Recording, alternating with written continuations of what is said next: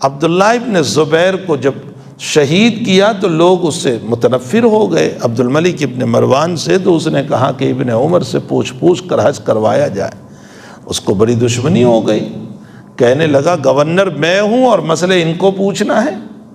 اس پر اس نے یہ کام کیا کہ آپ کے پاؤں پر ایک آدمی کو متعین کیا، اس نے نیزہ چھوڑ دیا۔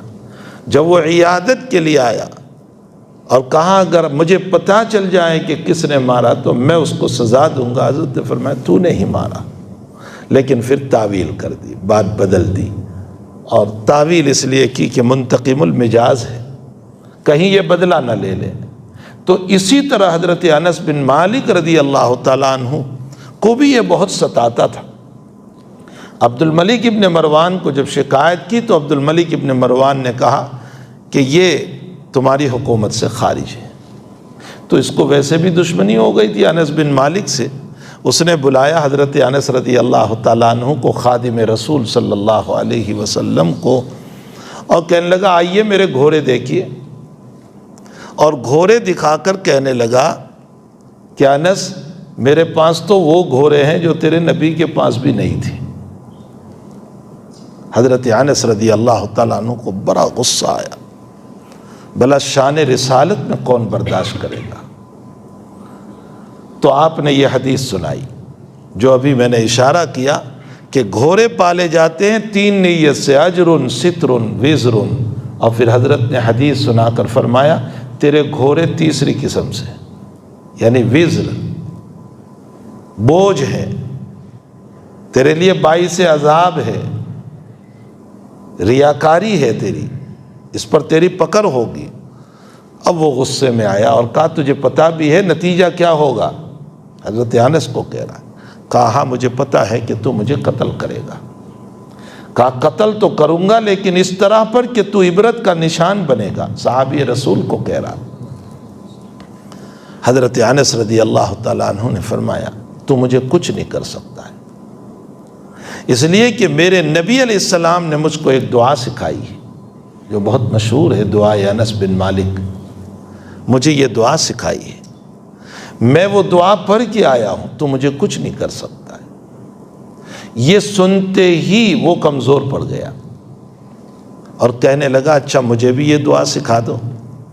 حضرت نے فرمایا تو اس کے لائق نہیں ہے، آپ نے وہ دعا نہیں سکھائی۔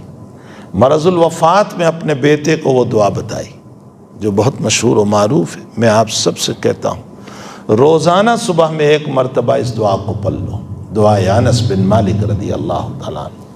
میں نے چھپوانے دی تھی لیکن مجھے خیال گزرا کہ میں اس کا ترجمہ بھی کر دوں تاکہ لوگوں کے سامنے ترجمے کے ساتھ وہ دعا ہے، تو پھر میں نے ترجمہ کیا، اس لیے تاخیر ہو گئی۔ میں نے ابھی نظام کیا ہے اس کو چھپوانے کا تاکہ امت اس کو پڑھے، اس لیے کہ ظالم حکومت، ظالم بادشاہ، ظالم لوگ طرح طرح کے ہیں اور ظلم کے پہاڑ چاروں طرف سے ہیں۔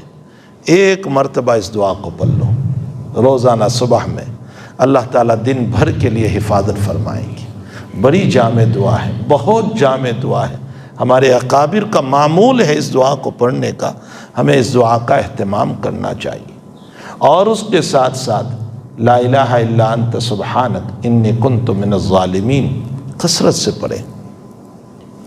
صاحب روح المعانی نے لکھا ہے کہ اب تعالیٰ قرآن میں حضرت یونس علیہ السلام کے واقعے کو بیان کرتے ہوئے ارشاد فرماتے ہیں کہ ہم نے یونس کو دعا سکھائی لا الہ الا انت سبحانک، اس کو آیت کریمہ کہا جاتا ہے۔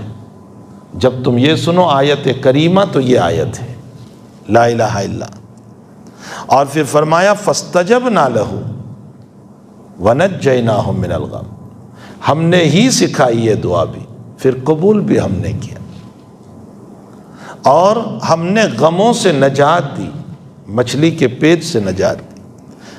یہاں تک تو بات واقعہ پورا ہوا، آگے اللہ فرماتے ہیں وَكَذَلِكَ نُنْجِي الْمُؤْمِنِينَ، اسی طرح ہم مومنین کو نجات دیتے ہیں۔ سوال یہ پیدا ہوتا ہے کہ یونس علیہ السلام تو مچھلی کے پیٹ میں گئے تھے تو ان کو نجات ملی، اللہ ہم کو کہہ رہا ہے کہ ہم مومنین کو نجات دیتے ہیں، تو کیا مومنین بھی مچھلی کے پیٹ میں جانے والے ہیں؟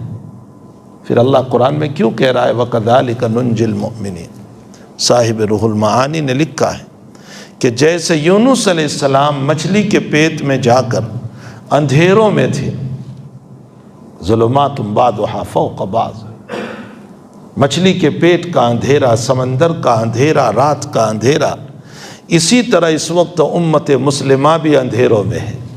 خواہشات کا اندھیرا، گناہوں کا اندھیرا، ظلم کا اندھیرا، طاغوتی طاقتوں کا اندھیرا، ان تمام ظلمات میں ہم پڑے ہوئے ہیں اور اندھیروں میں ہیں۔ وَكَذَلِكَ نُنْجِي الْمُؤْمِنِينَ، اللہ کہہ رہا ہے یونس نے پڑھا، ہم نے ان اندھیروں سے نجات دی۔ اے قرآن کے پڑھنے والوں، اگر تم بھی پڑھو گے ہم تمہیں ان اندھیروں سے نجات دیں گے، ان حالات سے نجات دیں گے۔ اس لیے لا الہ الا انت سبحانک انی کنت من الظالمین کثرت سے پڑھنا چاہیے۔ امت اسباب تو اختیار کر رہی ہے، لیکن مسبب الاسباب نے جو اسباب بتائے ہیں وہ اختیار نہیں کر رہی ہے۔ دنیا کے اسباب اختیار کر رہی ہے کہ اس سے میری حفاظت ہو جائے، اس سے میری حفاظت ہو جائے، اس سے میری حفاظت ہو جائے۔ حضرت اقدس تھانوی رحمۃ اللہ علیہ فرماتے ہیں کہ کوئی تمہارے خلاف جب سازش کرے، تدبیر کرے تمہارے خلاف مسائل کھڑے کرے، تو حضرت تھانوی کا جملہ ہے تفویض اولا ہے تدبیر سے۔ بہت گہرا جملہ ہے حضرت کا، تفویض اولا ہے تدبیر سے۔ ایک تو یہ ہے کہ میں تدبیر کروں کہ آپ نے مجھے ستایا ہے، اب میں بدلہ کیسے لوں آپ سے، اب میں پلان سوچ رہا ہوں آپ کے لیے کہ میں کیسے آپ سے بدلہ لوں۔ اگر میں تدبیر پر آؤں گا تو میری راتوں کی نیند بھی حرام ہو جائے گی، پھر میں سوچتا ہی رہوں گا کہ میں کیسے آپ کو تکلیف پہنچاؤں، میں کیسے آپ کو ذلیل کروں، میں کیسے آپ کی پکڑ کر لوں، میں کیسے آپ کے خلاف کوئی سازش کر لوں۔ پریشان رہوں گا ہر وقت۔ تدبیر بنانے کے لیے تدبیر نہ کرو، فرمایا تفویض کر دو، اللہ کے حوالے معاملہ کر دو، سکون بھی ہو جائے گا، مالک کریم اس سے نمٹ لے گا۔ فرمایا تفویض اولا ہے تدبیر سے۔ آج امت تدبیر پر ہے، تفویض پر نہیں ہے۔ بڑی تدبیریں سوچتے رہتے ہیں، ہم اس کے لیے کیا کریں، اس کے لیے کچھ نہ کرو، اللہ کے حوالے مسئلہ کرو۔ جب تفویض اللہ ہو جاتا ہے تو پھر رب کریم کی طرف سے نصرتیں، مددیں اترتی ہے اور دلوں پر سکون آ جاتا ہے، دلوں میں اطمینان آ جاتا ہے۔ تو بہرحال حجاج ابن یوسف نے حضرت انس بن مالک رضی اللہ تعالیٰ عنہ کو فرمایا کہ میں تجھے سزا دوں گا، فرمایا تو مجھے کچھ نہیں کر سکتا، میں نے یہ دعا پڑھی ہے اور واقعتاً وہ کچھ نہیں کر سکا۔ اس لیے ہمیں بھی موجودہ حالات میں اس دعا کا ورد رکھنا چاہیے، اور لا الہ الا انت سبحانک انی کنت من الظالمین کثرت سے ہمیں پڑھنا چاہیے۔ اللہ امت کو ان اسباب کو اختیار کرنے کی توفیق دے جو اللہ نے بتائے ہیں۔ اللہ کے بتائے ہوئے اسباب جو ہے نا، وہ ہم اس کی فیکٹری کے بنے ہوئے ہیں، اسے معلوم ہے کہ ہماری حفاظت کیسے ہو سکتی ہے، وہ جانتا ہے کہ کیسے حفاظت ہوگی۔